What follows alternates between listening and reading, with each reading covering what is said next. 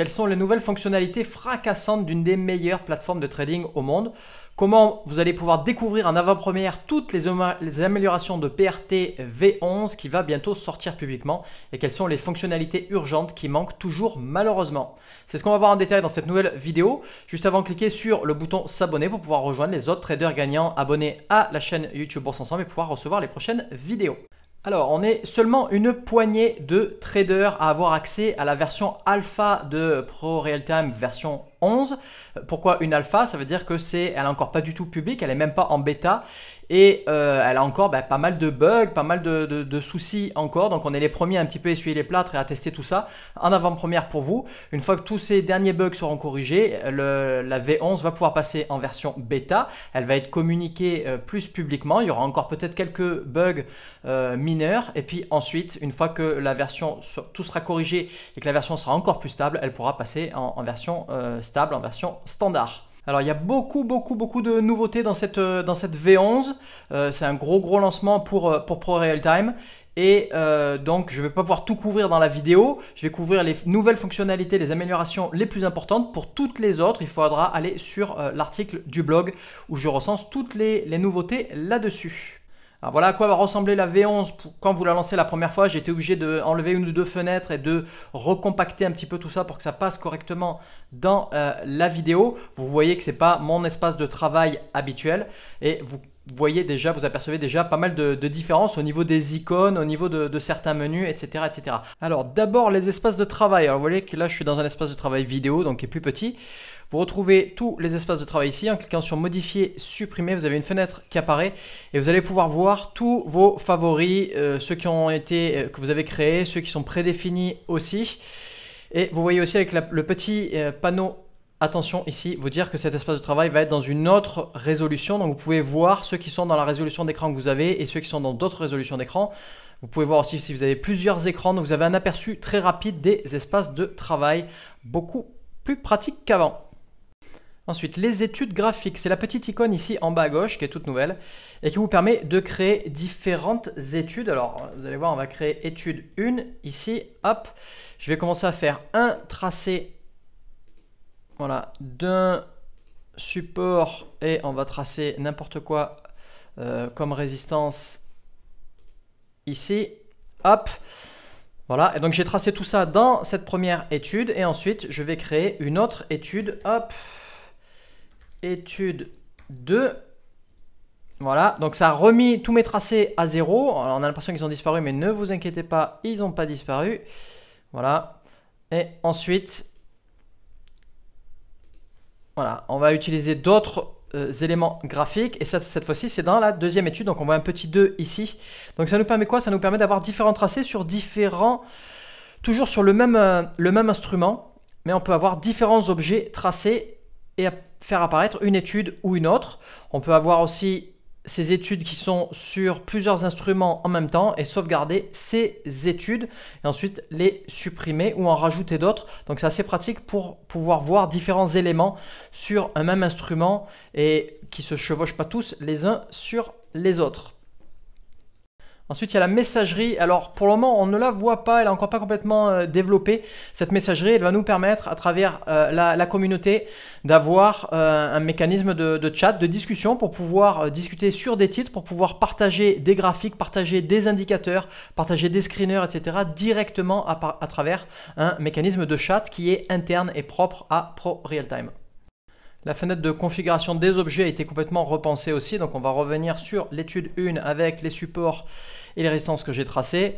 Voilà, donc là, il suffit de double-cliquer sur un objet pour avoir toutes les infos qui apparaissent directement, tout ça en une seule fenêtre et pas différents clics à droite, à gauche.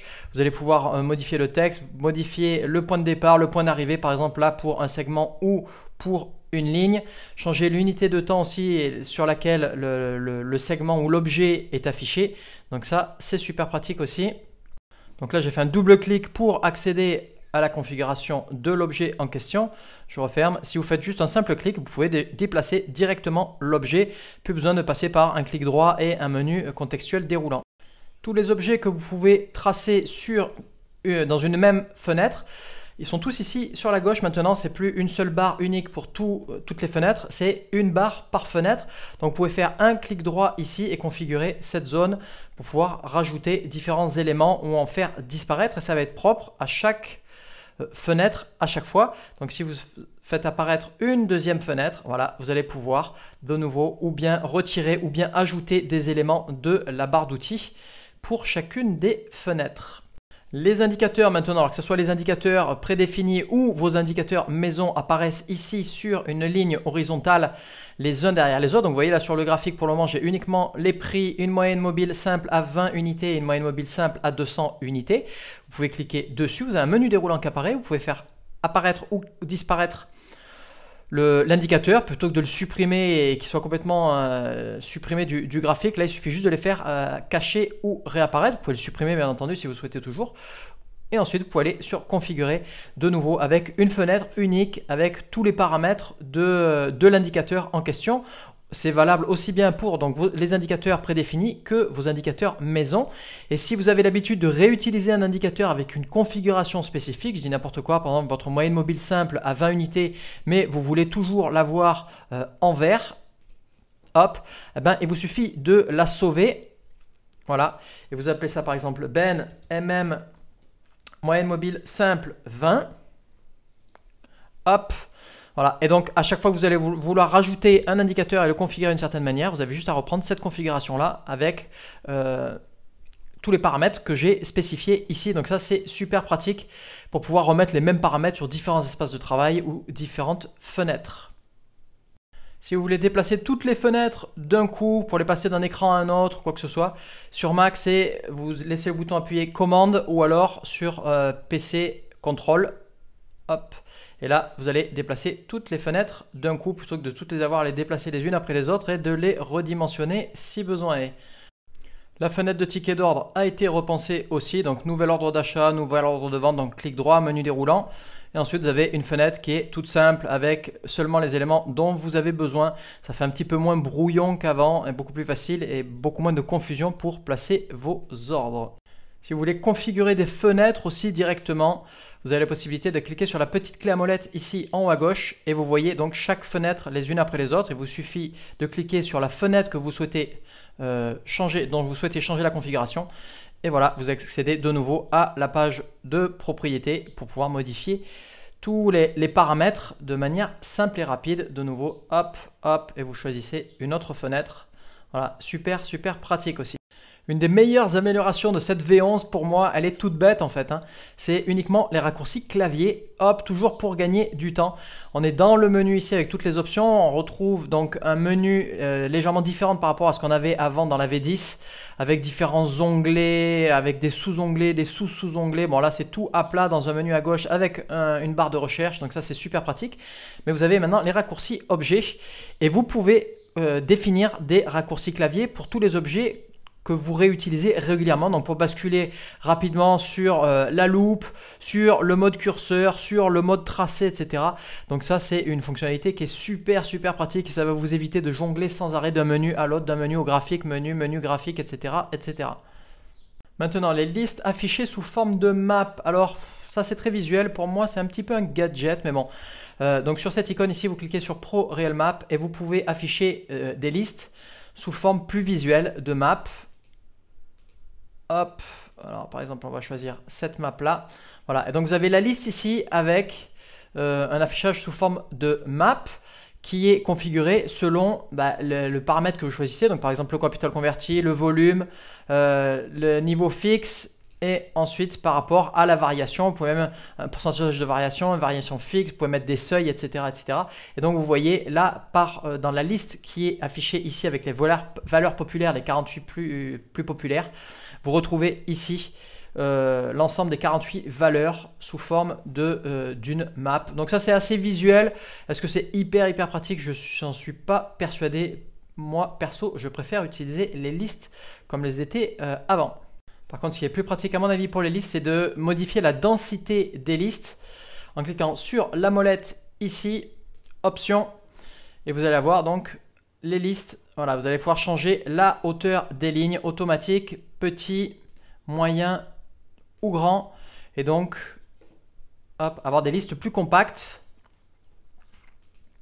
ou plus aérées au niveau de l'affichage ici de ces listes dans votre espace de travail. Alors vous avez pu constater que la petite barre de commentaires dessous a totalement disparu. Alors en fait non, elle n'a pas totalement disparu puisque elle est remplacée maintenant par un journal de trading ici. Voilà, journal de trading, cette petite icône ici. Donc afficher le journal de trading, là pour le moment c'est aucun, mais vous pouvez l'afficher en mode horizontal ou mode vertical. Alors les commentaires c'est plus pratique d'avoir ça en mode horizontal. Là le journal de trading ça va être plus pratique d'avoir ça en mode vertical je trouve. Voilà, et donc vous pouvez mettre des entrées. Alors par exemple, votre analyse, tout ce qui, les éléments à éviter, les éléments à bannir, les éléments essentiels, etc., etc. Tous vos critères de décision pour prendre une position ou non sur un titre et une configuration en particulier. Vous pouvez rajouter tout ça ici, hop, et ça va être daté avec l'heure aussi. Vous allez retrouver dans ce journal de trading aussi vos passages d'ordre, donc tous les ordres qui sont exécutés aussi, tout ça dans un ordre chronologique avec ce journal de trading. Donc on retrouve un petit peu les commentaires, mais avec une notion d'historique, de date, un petit peu plus pratique qu'avant. Il y a pas mal de nouveautés aussi au niveau des backtests pour tester vos stratégies, vos systèmes de trading. Je ne vais pas rentrer là-dedans parce que il y a beaucoup de nouveautés de ce côté-là, mais il y a possibilité de faire des backtests sur plusieurs instruments en même temps. Vous verrez, il y a beaucoup d'améliorations là-dessus et ça c'est super pratique pour tester vos stratégies. Toutes les notifications et les alertes sont moins intrusives qu'avant. Vous retrouvez ici les notifications et les alertes avec le centre de notification et vous avez la possibilité aussi dans les options de configurer ça pour avoir les notifications qui apparaissent en bas à droite. À chaque fois que vous avez un ordre qui est déclenché, à chaque fois que vous avez un seuil qui est atteint ou une alerte qui est déclenchée. Donc ça c'est plus pratique, plus visuel et beaucoup moins intrusif qu'avant aussi. Alors avec les graphiques historiques, vous avez la possibilité de remonter beaucoup plus en arrière, notamment pour du backtesting. Donc dans affichage, graphique, vous avez nouveau graphique en mode historique. Voilà, donc ça vous explique un petit peu que vous allez obtenir beaucoup plus d'informations et d'unités de temps, et notamment les unités de temps sur le graphique historique. Vous voyez que vous allez pouvoir aller jusqu'à 250 000, voire 750 000 unités. Voilà, donc beaucoup plus d'informations et pour pouvoir faire tourner des backtests et tester vos stratégies sur beaucoup plus d'unités de temps et revenir beaucoup plus en arrière. Alors tout ça c'était les nouvelles fonctionnalités. Maintenant qu'est-ce qui manque? Alors vous avez pu voir, il y a énormément de nouvelles fonctionnalités. Ils ont refondu vraiment tout le moteur de ProRealTime. C'est vraiment énorme. On a un outil surpuissant maintenant pour pouvoir opérer et gagner énormément de temps, gagner en facilité d'opération aussi et de travail. Il y a quelque chose moi qui me choque toujours, c'est au niveau des listes. On n'a toujours pas de notion de répertoire dans les listes ou de tag ou de label pour pouvoir regrouper des listes. Et moi, ça doit faire plus de 15 ans que j'utilise ProRealTime. J'ai un environnement où j'ai énormément de listes selon les comptes que j'utilise. Et il y a certains comptes où j'ai beaucoup de listes, beaucoup de commentaires, d'objets tracés et tout, qui ont fait énormément ralentir la plateforme malheureusement. Et le fait d'avoir toutes les listes à plat, ça me choque un petit peu. Alors que ça serait tout simple d'avoir des répertoires ou des sous-répertoires ou des notions de tag ou de label pour les listes et retrouver un petit peu plus facilement tous ces petits, notamment pour faire du swing trading et d'avoir des listes de suivi ou de recherche par semaine, par mois, par trimestre, etc. Heureusement, il y a une petite fonctionnalité de filtrage là qui nous permet par exemple là si on recherche toutes les listes où il y a le mot US dedans, de pouvoir les retrouver assez facilement. Donc on retrouve un petit peu cette notion de catégorie, mais ça aurait été tout simple et tout bête et méchant de rajouter tout simplement des répertoires ou des sous-répertoires. Voilà, donc pour terminer cette vidéo, je continue à partager avec vous toutes les nouveautés qui apparaissent sur la V11 tant qu'on est toujours en version alpha et que la bêta est toujours pas publique.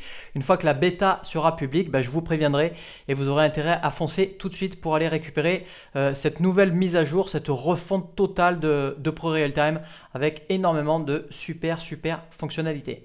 Voilà, merci d'avoir regardé cette vidéo. Cliquez sur le bouton j'aime et abonnez-vous à la chaîne pour ne pas rater les prochaines vidéos. Accédez aussi gratuitement à ma formation en bourse en cliquant sur le lien pour que je vous montre comment démarrer correctement, sereinement en bourse pour pouvoir enfin réussir. Je vous dis à très bientôt sur Bourse Ensemble et surtout n'oubliez pas, faites partie des traders qui ne vont pas rater la V11 de ProRealTime quand elle va sortir pour pouvoir profiter de toutes ces super nouvelles fonctionnalités.